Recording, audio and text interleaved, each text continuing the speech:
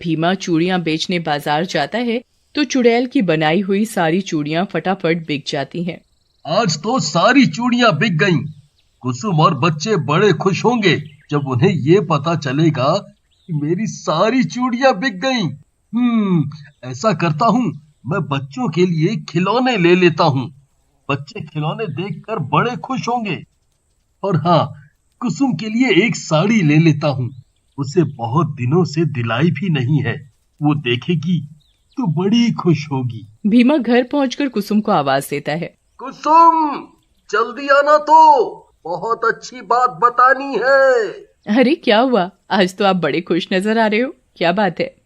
तुम सुनोगी तो खुशी के मारे पागल हो जाओगी। ऐसी क्या बात है, बताओ तो जरा। भीमा कुसुम को बताता है कि उसकी आज सारी चूड़ियां बिक गईं।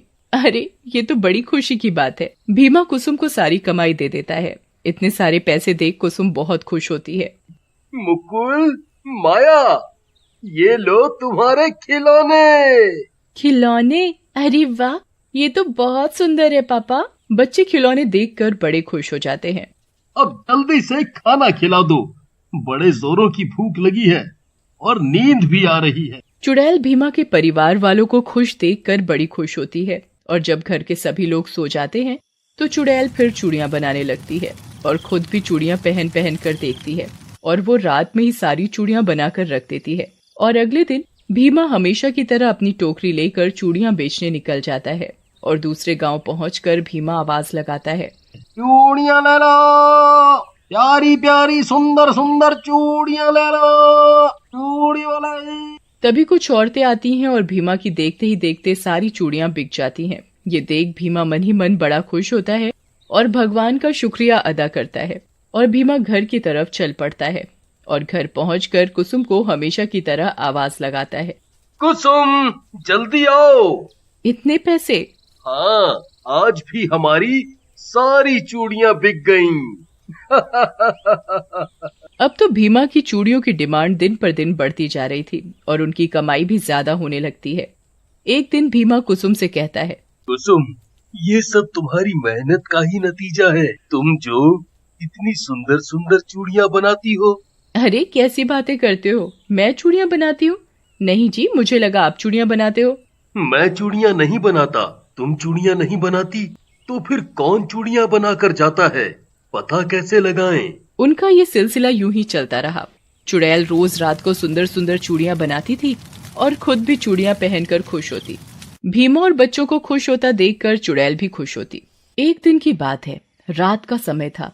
चुड़ैल चूड़ियां बनाने में लगी हुई थी, तभी मुकुल को प्यास लगती है और वो अपनी माँ को आवाज देता है, माँ, मुझे प्यास लगी है।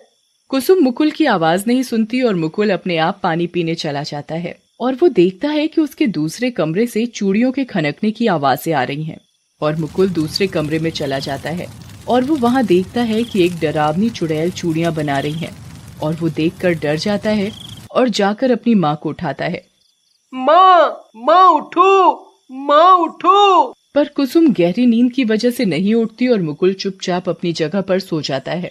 और अगले दिन, माँ, पता है रात को एक चुड़ैल आंटी हमारी चूड़ियां बना रही थी। क्या बोल रहा है, चुड़ैल, वो भी हमारे घर में? कुसुम मुकुल की बात पर जरा भी विश्वास नहीं करती है। रात होती है और घर के जब सभी लोग गहरी नींद में सो रहे होते हैं, वो दिन में तो किसी को नहीं दिखती थी पर रात को वो अपने आप को छुपा भी नहीं सकती थी।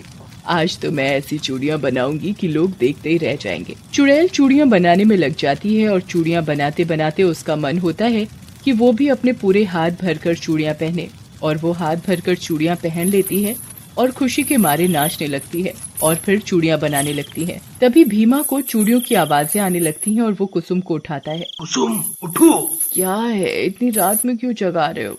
इतनी अच्छी नींद आ रही है और तुम मुझे परेशान कर रहे हो। कुसुम, उठो। कुसुम उठकर बैठ जाती है। क्या है, अब बोलो भी। ये आवाज सुनो, चूड़ियों की आवाज। ये हमारे घर में चूड़ियों की आवाज कैसे आ रही है? अरे हाँ, ये तो चूड़ियों की आवाज है। धीरे बोलो, देखते हैं कौन है। भीमा और कुसुम चुपचाप देखने जाते हैं कि ये चूड़ियों की आवाज कौन कर रहा है और वो दूसरे कमरे की खिड़की से देखते हैं कि एक चुड़ैल उनकी चूड़ियां बना रही है। भीमा और कुसुम चुड़ैल को देखकर बुरी तरह डर जाते हैं, पर चुपचाप अपने कमरे की खिड़की से सब कुछ देखते रहते हैं। सारी चूड़ियां बन गई। अब भीमा, कुसुम और बच्चों को कभी भी पैसे की दिक्कत नहीं होगी। ये सब देख भीमा और कुसुम चुपचाप अपने कमरे में आ जाते हैं और दोनों आपस में बातें करते हैं। ए जी, सुनते हो, ये चुड़ैल तो हमारी मदद कर रही है। हाँ, हमें तो पता ही नहीं चला कि चुड़ैल हमारी मदद कर रही है। इसने जब हमारी इतनी मदद की है तो हमें भी चुड़ैल के लिए कुछ करना चाहिए। भीमा और कुसुम सो जाते हैं और अगली सुबह भीमा अपने काम पर चला जाता है और कुसुम अपने घर के काम में लग जाती है। और शाम को भीमा चुड़ैल के लिए बहुत ही सुंदर साड़ी लेकर आता है और कुसुम भी चुड़ैल के लिए बढ़िया बढ़िया खाना और मिठाई बनाती है। और वो कमरे में चूड़ियां बनाने के सामान की जगह साड़ी, खाना और मिठाई रख देते हैं और चुपचाप कमरे की खिड़की से देखने लगते हैं। तभी चुड़ैल आती है और अरे ये क्या, आज तो चूड़ियां बनाने का सामान ही नहीं है। और ये क्या, इतनी सुंदर साड़ी और इतना स्वादिष्ट खाना, मिठाई भी। चुड़ैल साड़ी पहनकर बहुत खुश होती है और स्वादिष्ट खाना खाती है। आज तो मजा ही आ गया। चुड़ैल खुशी से नाचने लगती है। चुड़ैल को खुश होता देख भीमा और कुसुम भी खुश होते हैं और अपने कमरे में जाकर सो जाते हैं। सुबह हो जाती है। भीमा और कुसुम सोकर उठ जाते हैं। चुड़ैल ने हमारी बहुत मदद की है। अब हम चुड़ैल से चूड़ियां नहीं बनवाएंगे। हाँ जी, हम चुड़ैल से अब चूड़ियां नहीं बनवाएंगे। वैसे भी अब हमें किसी चीज की कोई कमी नहीं है। अच्छा चलो, अब मैं चूड़ी बेचने जाता हूँ। मैं भी अपना घर का काम कर लूं। रात को भीमा और कुसुम फिर से कमरे में चूड़ी बनाने के सामान की जगह अच्छा अच्छा खाना और मिठाइयाँ रख देते हैं। अरे ये क्या, आज भी चूड़ियां बनाने का सामान नहीं है और फिर से इतना सारा खाना और मिठाइयाँ, क्या बात है। चुड़ैल सारा खाना और मिठाइयाँ खाने लगती है। अरे वाह, मिठाई में लड्डू, आज तो मजा ही आ गया खाना खाकर। आज तो मैंने ज्यादा ही खा लिया।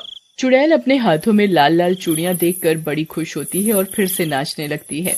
मेरे हाथों में लाल लाल चूड़ियां हैं, मेरे हाथों में लाल लाल चूड़ियां हैं। भीमा और कुसुम चुड़ैल को नाचते और खुश होते देखकर बड़े खुश होते हैं और वो दोनों अपने कमरे में चुपचाप जाकर सो जाते हैं।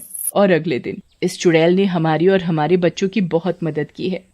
ये चुड़ैल तो हमारे लिए फरिश्ता बनकर आई है, नहीं तो हम भूखे ही मर जाते और पता नहीं हमारा क्या होता। हमें भी चुड़ैल के लिए कुछ करना चाहिए। मतलब, मैं कुछ समझा नहीं। हमें किसी विद्वान पंडित जी के पास जाना चाहिए जिससे कि इस चुड़ैल को मुक्ति मिल जाए। बात तो तुम बिल्कुल सही कह रही हो कुसुम। एक पंडित जी हैं, मैंने उनके बारे में बहुत सुना है। वो बहुत ही विद्वान पंडित जी हैं। वो जरूर इस चुड़ैल को मुक्ति दिला देंगे। भीमा और कुसुम पंडित जी के पास चले जाते हैं। भीमा उनके साथ रह रही चुड़ैल के बारे में सब बताता है। ये तो तुम दोनों एक नेक काम कर रहे हो, उस चुड़ैल को मुक्ति दिलाकर। पंडित जी, उस चुड़ैल ने हमारे परिवार के लिए बहुत कुछ किया है, तो हमारा भी कुछ फर्ज बनता है उस चुड़ैल के लिए। उस चुड़ैल को जरूर मुक्ति मिलेगी। पंडित जी भीमा और कुसुम से कहते हैं, मुझे तुम्हारे घर में एक बहुत बड़ा यज्ञ और हवन करना होगा। ये यज्ञ रात 12 बजे शुरू होगा। ये यज्ञ पूरी रात चलेगा। तुम कल यज्ञ और हवन की अच्छे से तैयारी कर लेना। मैं कल रात को तुम्हारे घर आऊंगा। रात होती है। भीमा और कुसुम सारी तैयारी कर लेते हैं। तुम दोनों ने सही से हवन की तैयारी कर ली? जी पंडित जी, हमने सब तैयारी कर ली है। ठीक है, 12 भी बज चुके हैं। अब हमें यज्ञ शुरू कर देना चाहिए। पंडित जी यज्ञ शुरू कर देते हैं। मंत्रों का जाप होने लगता है, आहुतियां डलने लगती हैं। तभी अचानक कमरे की लाइट अपने आप जलने और बुझने लगती है। खिड़कियों की आवाजें आने लगती हैं। सब लोग अपनी अपनी जगह पर चुपचाप बैठे रहो। कोई भी अपनी जगह से हिलना मत। ये सब चुड़ैल कर रही है। तभी अचानक कमरे में हो रहा सब ठीक हो जाता है और अचानक चुड़ैल सामने आती है। हे पंडित, तूने मुझे क्यों बुलाया? क्यों अपनी मौत को दावत दे रहा है? मैं तुझे जिंदा नहीं छोड़ूंगी। मैंने तुझे इसलिए यहाँ बुलाया है कि तेरी मुक्ति हो सके। ये सब यज्ञ हवन भीमा और कुसुम करवा रहे हैं। तूने इन लोगों की बहुत मदद की है। ये चाहते हैं तुझे मुक्ति मिल जाए। ये सब सुन चुड़ैल की आंखों में आंसू आ जाते हैं और वो रोने लगती है। मैं इतने वर्षों से भटक रही थी। तभी अचानक एक बिजली की रोशनी आती है और चुड़ैल उस बिजली की रोशनी में गायब हो जाती है।